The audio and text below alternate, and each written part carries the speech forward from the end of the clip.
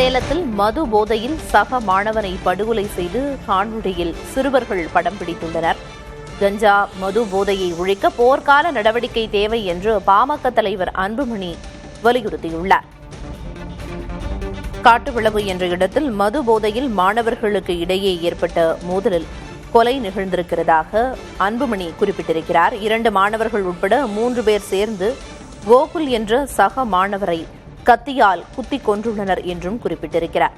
தமிழ்நாட்டில் மதுவும் பிற போதைப் பொருட்களும் முழுமையாக ஒழிக்கப்பட வேண்டும் என்றும் பாமக தலைவர் அன்புமணி வலியுறுத்தியுள்ளார்.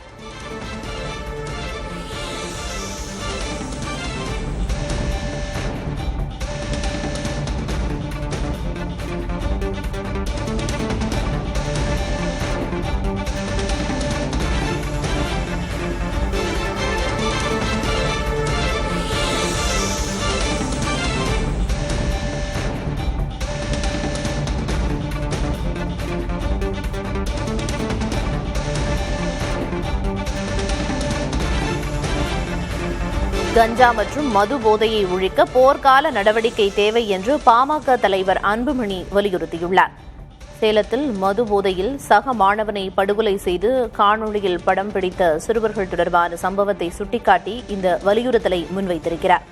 காட்டுவிளவு என்ற இடத்தில் மது போதையில் மாணவர்களுக்கு இடையே ஏற்பட்ட மோதலில் கொலை நிகழ்ந்திருப்பதாகவும் 2 மாணவர்கள் உட்பட 3 பேர் சேர்ந்து கோகுல் என்ற சக மாணவரை கத்தியால் குத்திக் கொன்றுள்ளனர் என்றும், எனவே தமிழ்நாட்டில் மதுவும் பிற போதைப் பொருட்களும் முழுமையாக ஒழிக்கப்பட வேண்டும் என்றும் பாமக தலைவர் அன்புமணி வலியுறுத்தியுள்ளார்.